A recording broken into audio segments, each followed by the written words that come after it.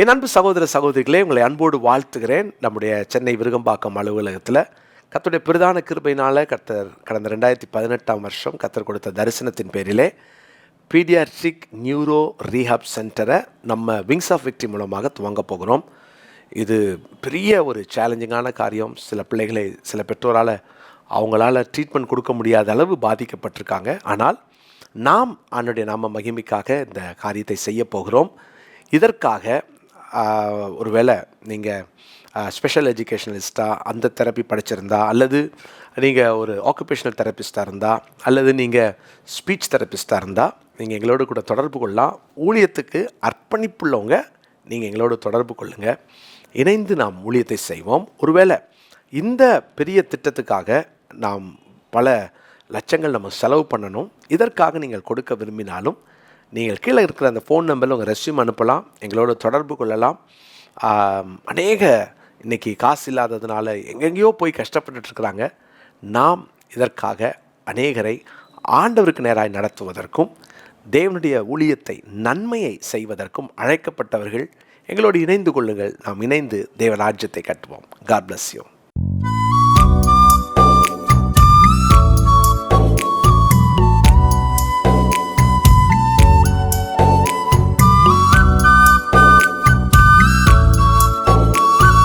என் அன்பு சகோதர சகோதரிகளே, ஆண்டவராகிய இயேசு கிறிஸ்துவின் நாமத்தில் என் அன்பின் வாழ்த்துக்கள். இன்றைய முத்தேனும் இந்த சிறிய தியானத்தின் மூலமாய் ஒவ்வொரு நாளும் உங்களை சந்திக்கவும், கர்த்தருடைய வார்த்தையை சிறிய தியானத்தை உங்களோடு பகிர்ந்து கொள்ளவும் தேவன் கொடுத்த கிருபைக்காக ஆண்டவரை ஸ்தோத்தரிக்கிறேன். தேவன் வருஷத்தை நன்மையால் முடிசூட்டுகிறார் என்று கடந்த 20 நாட்களாய் தியானித்தோம். ஒரு நன்மையையும் நீங்கள் இந்த வருஷத்தில் மிஸ் பண்ணிடாதீங்க. எல்லா நன்மைகளையும் அவர் கொடுக்குற அந்த நன்மைகளையும் நீங்கள் பற்றி கொள்ளுங்க, சுதந்திரித்து கொள்ளுங்க, கர்த்தருக்காக வாழுங்க. இந்த நாட்களில் தேவனின் இருதயத்தை பாரப்படுத்தின இன்னொரு முக்கியமான ஒரு டாப்பிக்கை உங்களோடு நான் பகிர்ந்து கொள்ள போகிறேன். கிறிஸ்தவ வளர்ச்சி. இந்த கிறிஸ்தவ வளர்ச்சி என்ற இந்த தலைப்பை உங்கள் கூட மிக முக்கியமாய் பாரத்தோடு நான் பகிர்கிறேன்.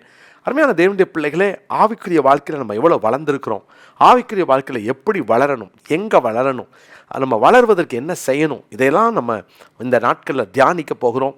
இந்த செய்தி இன்னும் ஆவிக்குரிய வாழ்க்கையில் வளராமல் மந்தமாக இருக்கிற ஜனங்களுக்கு நீங்கள் அனுப்புங்க, பார்க்க சொல்லுங்கள். ஒவ்வொரு நாளும் ஆவிக்குரிய வளர்ச்சியில் கவனம் செலுத்துங்க. இந்த வருஷத்தில் நம்ம நல்ல வளர்ந்த கிறிஸ்தவர்களாய் வளர்ந்த அனுபவத்தோடு நம்ம வாழ தேவன் கிருபை பாராட்டுவாராக.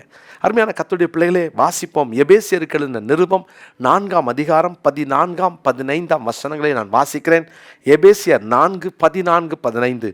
நாம் இனி குழந்தைகளாய் இராமல் மனுஷருடைய சூதும் வஞ்சிக்கிறதற்கு ஏதுவான தந்திரமும் உள்ள போதகமாகிய பலவித காற்றினாலே அலைகளைப் போல அடிபட்டு அலைகிறவர்களாயிராமல் அன்புடன் சத்தியத்தை கைக்கொண்டு தலையாகிய கிறிஸ்துவுக்குள் எல்லாவற்றிலேயும் நாம் வளர்கிறவர்களாய் இருக்கும்படியாக அப்படி செய்தார்.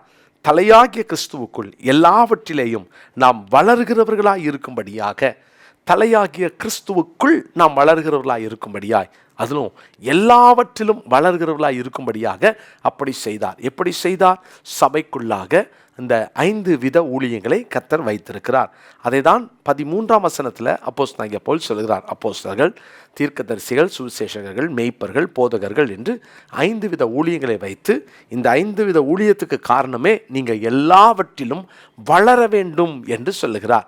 அப்போது அந்த வளர்ச்சியை தேவன் எதிர்பார்க்கிறார். யோசித்து பாருங்களேன், 3 வயசு குழந்தை பேசுகிற அந்த பேச்சு மழலையாக இருக்கும்.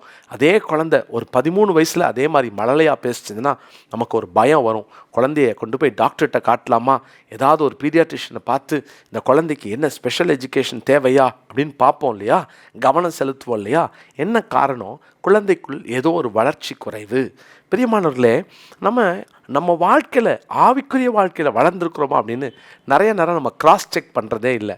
ஆவிக்குரிய வாழ்க்கையில் எவ்வளோ தூரம் வளர்ந்துருக்கிறோம், எவ்வளவு தூரம் நம்ம வேறு ஊன்றி இருக்கிறோம், இது நம்ம கவனிக்கிறதே இல்லை. ஏன்னா பல வருஷங்களாக ஆண்டவருக்குள்ளே இருக்கிறோம், என் தாத்தா காலத்துலேருந்து கிறிஸ்தவனாக இருக்கிறேன்னு சொல்லிட்டு இன்னும் நம்ம நுனிப்புள்ளை மேய்ந்து கொண்டு வளராத அந்த அனுபவத்தில் இருந்தால் ஆண்டவர் எப்படி வேதனைப்படுவார்? யோசித்து பாருங்களேன். அவர் பரம தகப்பன்.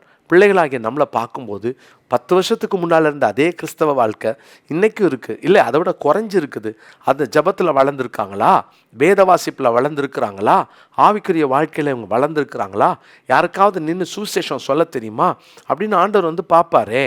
பார்க்கும்போது நம்ம வளர்ச்சியற்றவர்களாக இருந்தால் ஒரு தகப்பனுடைய இருதயம் எவ்வளோ துடிக்கும் இல்லையா? அருமையான கர்த்தருடைய பிள்ளைகள், அதனால தான் எபிரேயருக்கு எழுதின ஆக்கியோன் 6ஆம் அதிகாரம் 2ஆம் வசனத்தில் இப்படியாய் சொல்கிறார். எபிரேயர் 6:2 ஸ்நானங்களுக்கு அடுத்த உபதேசம், கைகளை வைக்குதல், மரித்தோரின் உயிர்த்தெழுதல், நித்திய நியாயத்தீர்ப்பு என்பவைகளாகிய அஸ்திபாரத்தை மறுபடியும் போடாமல் பூரணராகும்படி கடந்து போவோமாக. அப்போ கிறிஸ்தவ வாழ்க்கையின் பூரணத்தை எதிர்பார்க்கிறார், வளர்ச்சியை எதிர்பார்க்கிறார். நீங்கள் இன்னும் பூரணமான ஒரு வாழ்க்கைக்கு வாங்கன்னு சொல்லி அழைக்கிறார். இன்றைக்கி அந்த வளர்ச்சி, அந்த ஒரு மிக முக்கியமான அனுபவம் நம்ம எல்லாருக்கும் தேவைப்படுதே. அன்பு சகோதரனே, சகோதரியே, இன்னும் ஒரு வேளை குழந்தையை போல வாழ்ந்துட்டு இருந்தா, இன்னும் ஆவிக்குரிய வாழ்க்கையில் வளராத ஒரு நிலைமையில் இருந்தால் நம்ம பூரணத்தை நோக்கி கடந்து போக ஆண்டு நம்மளை அழைக்கிறார். அதனால தான் இயேசுவும் கூட மத்தேயு சுவிசேஷம் 5ஆம் அதிகாரம் 48ஆம் வசனத்தில், மத்தேயு 5ஆம் அதிகாரம் 48வது வசனம், ஆகையால் பரலோகத்தில் இருக்கிற உங்கள் பிதா பூரண சற்குணராய் இருக்கிறது போல நீங்களும் பூரண சற்குணராய் இருப்பீர்களாக. பூரண சற்குணராய் வாழணும். பூரண ஒரு வாழ்க்கை, பூரணமான அன்பு, பூரணத்தை நோக்கி போகிற அனுபவம், இன்னும் வளராத அந்த தன்மைகள் எல்லாம் மாற்றி அவைகளெல்லாம் விட்டு நம்ம இன்னும் பூரணத்தை நோக்கி போவோம். ஆண்டவர் அந்த கிருபைகளை தருவாராக. எபேசியர் 4ஆம் அதிகாரத்தின் 15ஆம் வசனத்தில் இன்னைக்கு சொல்லப்பட்டபடியே அன்புடன் சத்தியத்தை கைக்கொண்டு தலையாகிய கிறிஸ்துவுக்குள் எல்லாவற்றிலேயும் நாம் வளர்கிறவர்களாக இருக்கும்படியாக அப்படி செய்தார். எல்லாவற்றிலும் நாம் வளரணும். மீன் நீங்கள் தைரியமாக சொல்லுங்கள், நான் எல்லாவற்றிலும் வளரணும், எல்லாவற்றிலும் வளரணும். வெறும் நன்மையை மாத்திரம் சுதந்திரிக்கிறவர்களா இல்லாமல் எல்லாவற்றிலும் வளர்கிறவர்களாய் கர்த்தர் மாற்றுவாராக. இந்த நாளுக்குரிய மனப்பாட வசனமாய் எபேசியர் 4:15 குறித்து கொள்ளுங்கள். எல்லாவற்றிலும் வளரணும், எல்லாவற்றிலும் வளரணும். வெறும் உலக பிரகாரமாக மாத்திரம் ப்ரொமோஷன், இன்க்ரிமெண்ட்ன்ற கான்சன்ட்ரேஷன் எல்லாம் தாண்டி ஆவிக்குரிய வாழ்க்கையில் எல்லாவற்றிலும் வளரணும். தேவன் அந்த கிருபையை தருவார். எப்படி வளர போகிறோம், எதில் வளரணும், எப்படி இருக்கிறோம் அப்படின்றது தான் இந்த நாட்களில் நம்ம தியானிக்க போகிறோம். கர்த்தருடைய பிள்ளைகளே, தேவன் அந்த கிருபைகளை நமக்கு தருவாராக. ஜெபம் பண்ணலாமா? ஆண்டவரே, நான் எல்லாவற்றிலும் வளரணும். இதுதான் இந்த நாளுடைய ஜெபமாக இருக்கட்டும். எல்லாவற்றிலும் வளரணும். நல்ல தகப்பனே, இந்த நல்ல நாளுக்காக உமக்கு ஸ்தோத்திரம். நாங்கள் எல்லாவற்றிலும் வளர எங்களை ஒப்பு கொடுக்கிறோம். எல்லாவற்றிலும் வளர்ந்து ஆண்டவரே, நாங்கள் கனியுள்ள ஒரு வாழ்க்கை வாழ, பூரணமான ஒரு அனுபவத்துக்குள் வர, பூரண சற்குணர்களாய் வாழ எங்களுக்கு கிருபை தாரும். எங்களுடைய வளர்ச்சியை தடுக்கிற கெடுக்கிற எல்லாவற்றையும் இனம் கண்டு நாங்கள் அவைகளை மேற்கொள்ளவும் ஜெயிக்கவும் எங்களுக்கு கிருபை தாரும்.